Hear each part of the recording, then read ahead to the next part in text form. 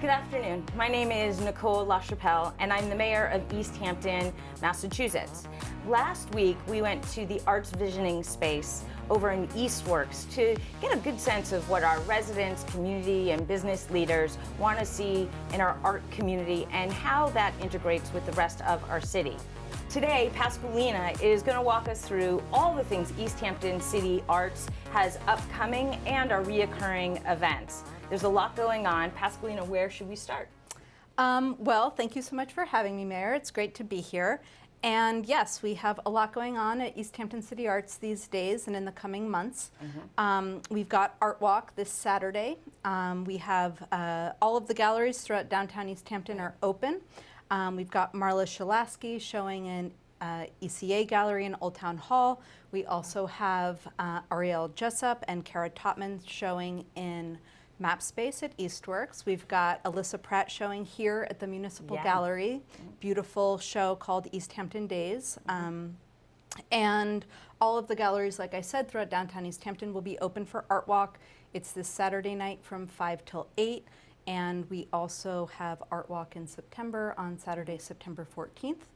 And we've got some exciting things coming up. ECA has it's growing. It's a relatively new youth arts initiative that we began with Easthampton High School a couple of years ago. And we are expanding now to reach younger children. We're going to be partnering with Elaine and Russell, as we see here, at Art in the Orchard, at Park Hill Orchard.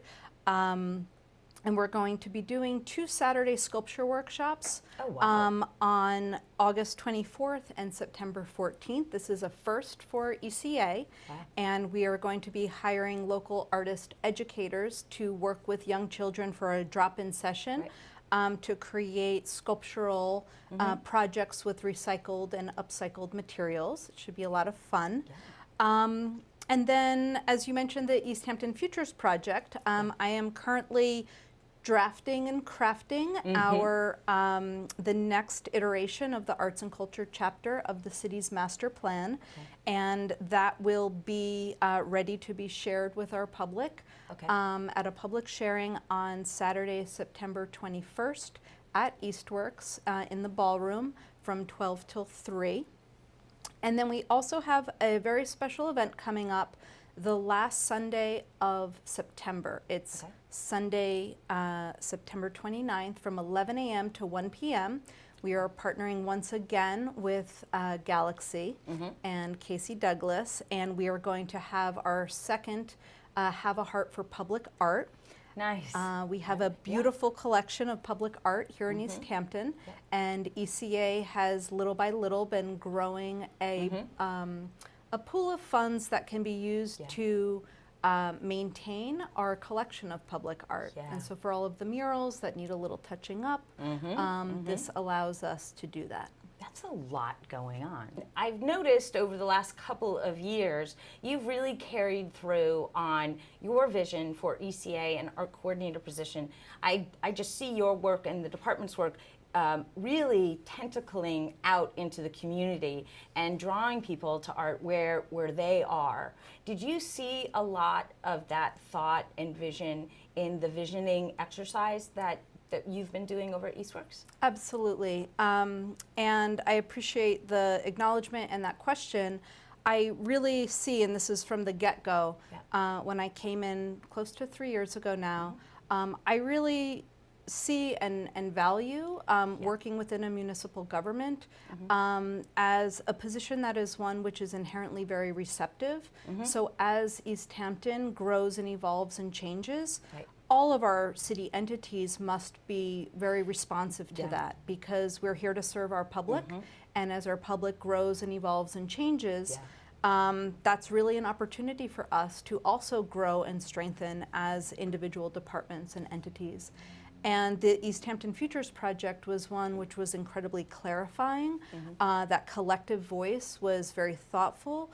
It was loud and clear in terms of what people wanted to see for the future of arts and culture here in Easthampton, which is one that continues to grow and continues to thrive and continues, like you say, to integrate with all aspects of public life. That this is not a separate thing that you go over there and the art is happening over there, but I think something that has made Easthampton incredibly unique as a community for many, many years is just how deeply integrated the arts and culture of this community actually is. I think that one of the surprising things for me with the increase of public art, but also the focus on maintaining it, is it's another way to get feedback from the public and a communication tool really between maybe folks who wouldn't normally have a conversation. I think it can be for some people offsetting or uncomfortable of how to best interact with their city government other than paying their bills.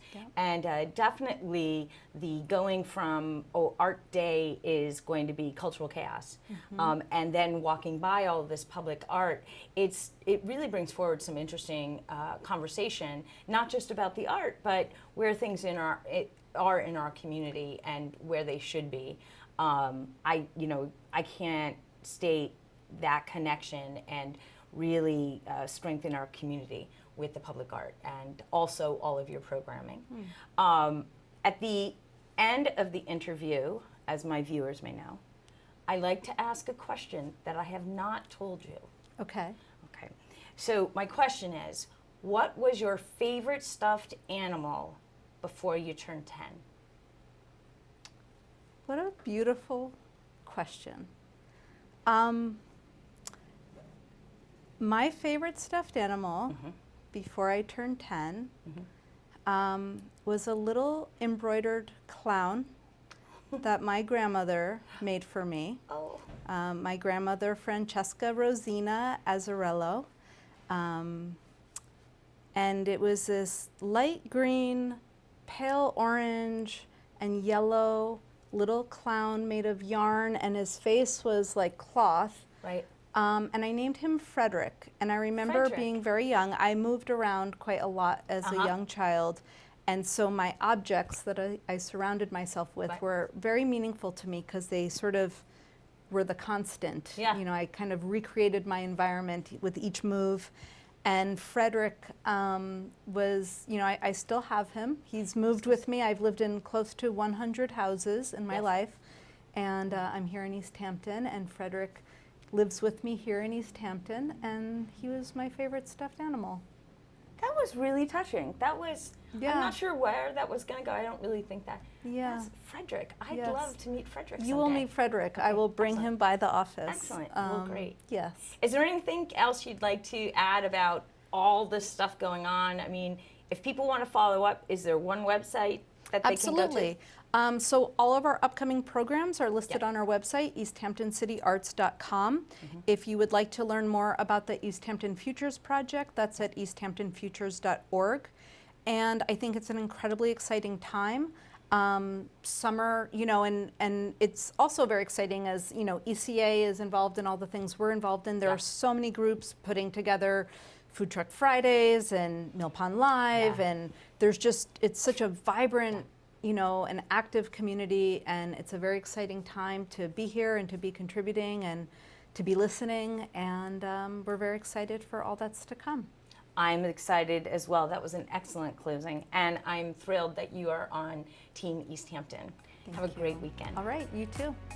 Everyone have a great weekend. Stay cool, stay hydrated, and check out any and all of this amazing public art and happenings in Easthampton. Take care.